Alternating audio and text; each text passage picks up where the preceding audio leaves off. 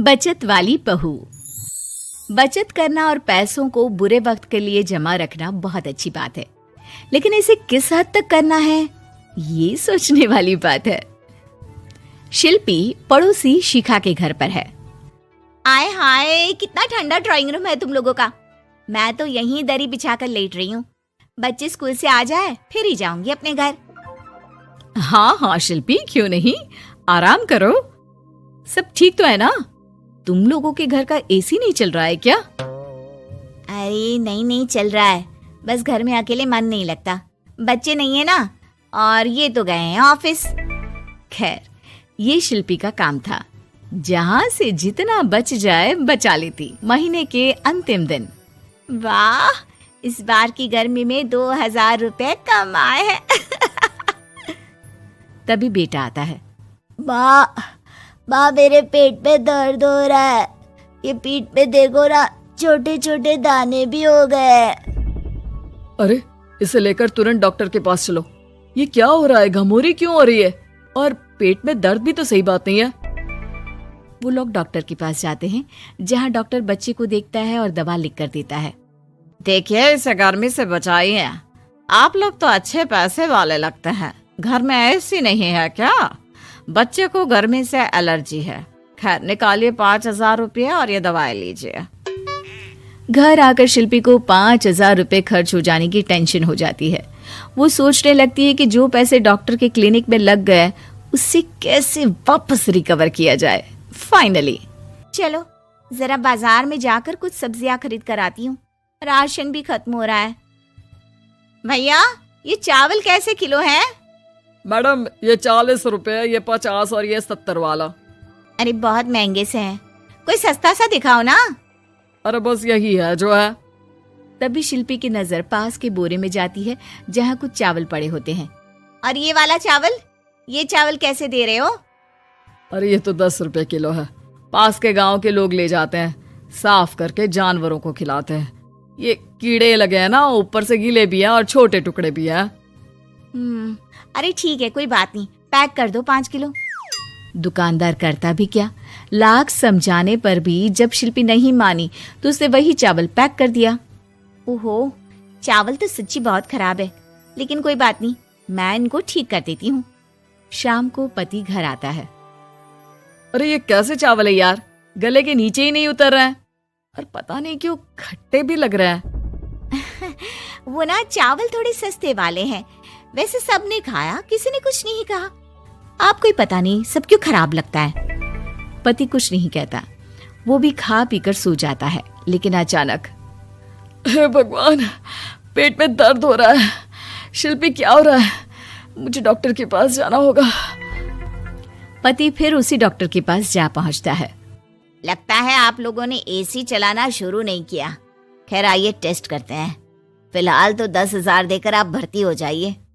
पति अस्पताल में भर्ती हो जाता है और उसके सारे टेस्ट होते हैं। 3-4 दिन अस्पताल में रहने के बाद जब पति घर आता है तो वो शिल्पी पर जोर से चिल्लाता है। तुमने जो चावल खिलाए थे वो फंगस लगे हुए थे। तुम जानती हो, ऐसा चावल तो जानवरों को भी खाने के लिए नहीं देना चाहिए। अरे कैसी बात कर रहे हो, वो तो जानवरों के लिए ही थे। 10 रुपए किलो। वाह शिल्पी वाह, 10 रुपए बचाने के चक्कर में 10,000 लगवा दिए। अरे डॉक्टरों को पैसा देने से अच्छा है कि खुद अच्छा खाओ। एक दिन शिल्पी सब्जी लेने जाती है। अरे ये टमाटर कैसे दिए? सब्जी वाला, जो कि शिल्पी को पहले से ही जानता था। अरे मैडम, आपका ही इंतजार कर रहे थे। ये लीजिए आपकी सब्जी, पूरी पैक करके रखे है।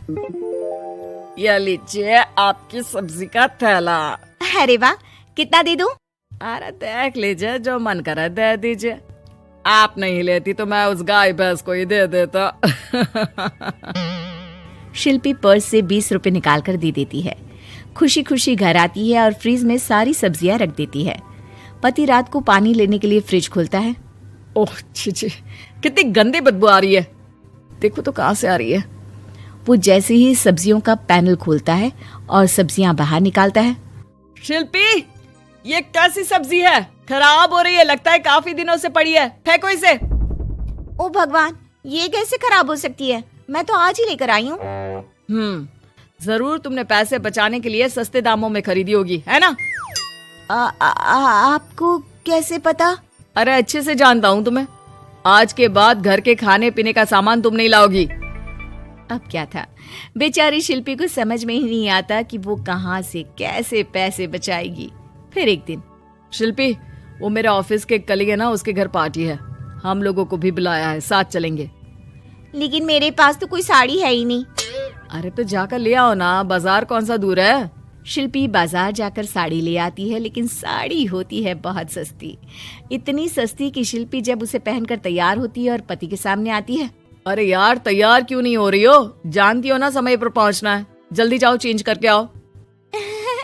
कैसी बात कर रहे हैं आप? मजाक करना कोई आपसे सीखे। अरे नई साड़ी तो पहनी है मैंने।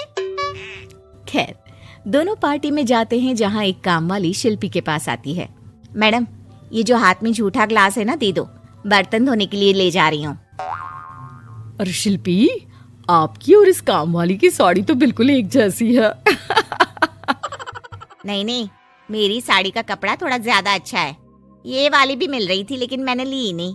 क्या फायदा, हल्का कपड़ा जल्दी फट जाता है। ये वाली तो कुछ ज्यादा ही सस्ती है। सभी काम वाली की बात सुनकर शिल्पी पर जोर जोर से हंसने लगते हैं। दूर खड़ा शिल्पी का पति सबको हंसते हुए देख रहा होता है और काम वाली की साड़ी शिल्पी की साड़ी जैसी ही दिखती है, ये भी देखता है। पार्टी खत्म होने के बाद दोनों घर आते हैं। मैंने क्या कर दिया? मुझे बिल्कुल अच्छा नहीं लगा। मैंने जरा से पैसे बचाने के चक्कर में कितनी बेइज्जती करवा ली। आज के बाद कभी कंजूसी नहीं करूंगी। चलो, देर आए दुरुस्त आए।